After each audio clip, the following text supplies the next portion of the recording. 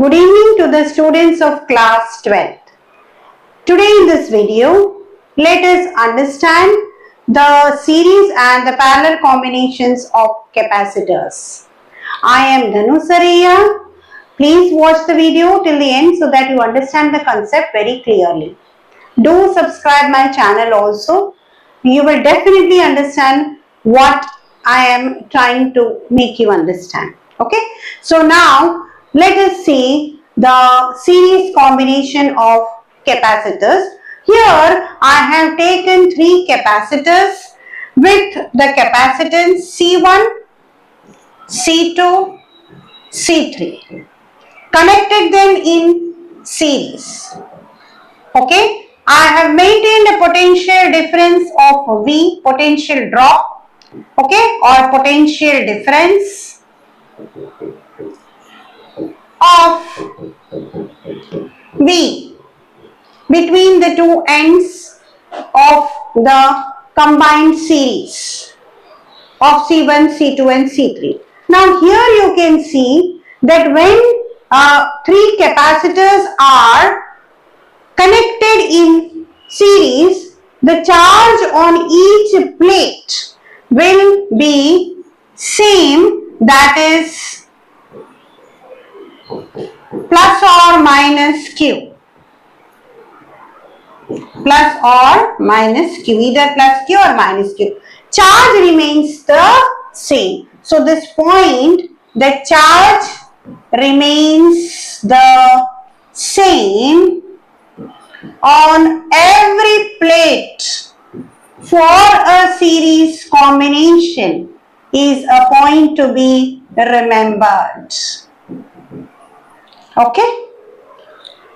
This point has to be remembered. Now the potential difference which is maintained between the two ends of this combination can be understood as having three parts. V1 is the potential difference for C1, V2 is the potential difference for C2 and V3 is the potential difference for the capacitor C3.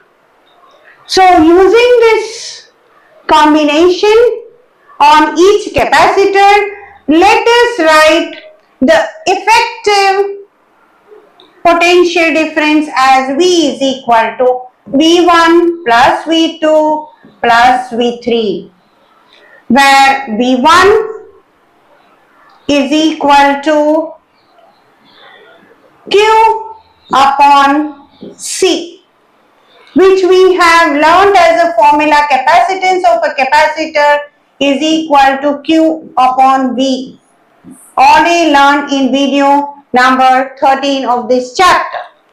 Similarly, V2 is equal to Q upon C2, V3 is equal to Q upon C3, maintaining that the charges on each plate is Q, such that we get an effective potential difference of Q upon C. Fine. Now substituting these values in this equation 1, we get Q upon C is equal to 1 upon C1 plus 1 upon C2 plus 1 upon C3 multiplied by Q common. So Q will cancel and finally we have 1 upon C is equal to 1 upon C1 plus 1 upon C2 plus 1 upon C3. Okay. If there are n capacitors, then this combination would go up till 1 upon Cn. Fine. So, while joining capacitors in series, we are reducing the capacitance of the combination. Fine. Suppose we have two capacitors. 1 upon C is equal to 1 upon C1 plus 1 upon C2. Now here in the exams or in the entrances, students forget to make a reciprocal of C after using this combination. So it is easier to remember C is equal to C1 C2 upon C1 plus C2. This is a quick remembrance for the capacitance combined in series. Now this capacitance combined in series is also called as effective capacitance. Fine. So remember these words, and also remember that Q should be same for capacitors joined in series. Fine. I shall move and you take a pic of what we have derived just now, and also remember the final formula for combination of capacitors in series. Fine. Take a pic.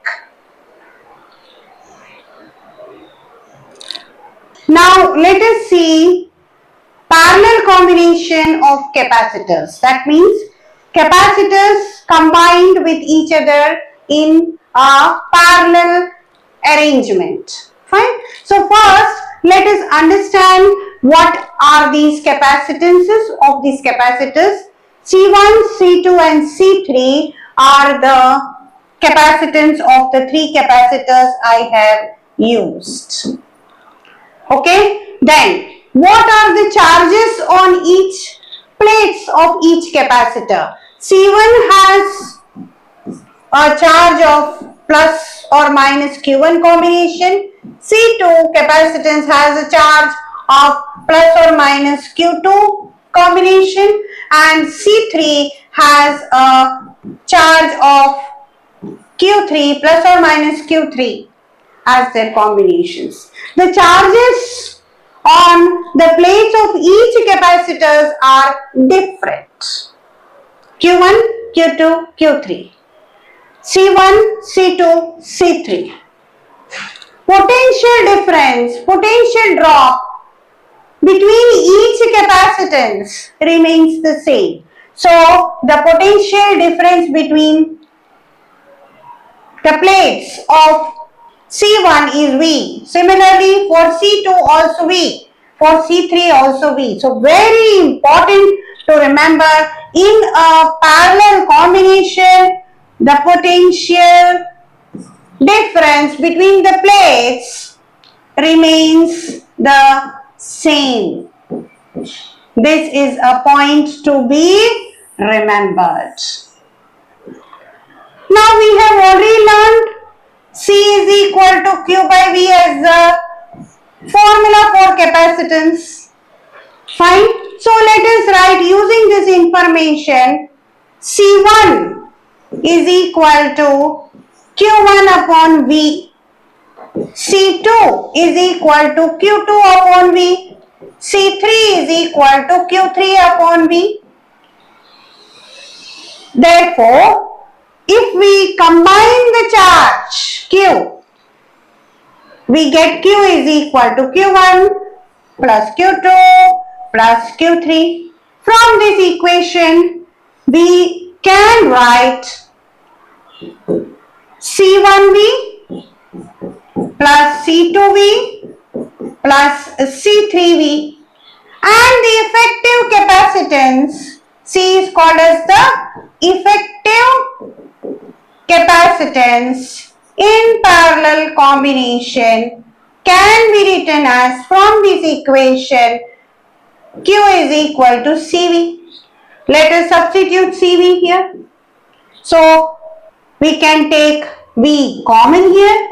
We get C1 plus C2 plus C3. So now cancelling V on both the sides, we have C, the effective capacitance of a parallel combination for C1, C2 and C3 as C1 plus C2 plus C3. So by a parallel combination of capacitors, what did we do? We increased the capacitance. This is a point to be remembered and noted. Suppose I have n number of capacitance or capacitors, then I would increase this equation to Cn.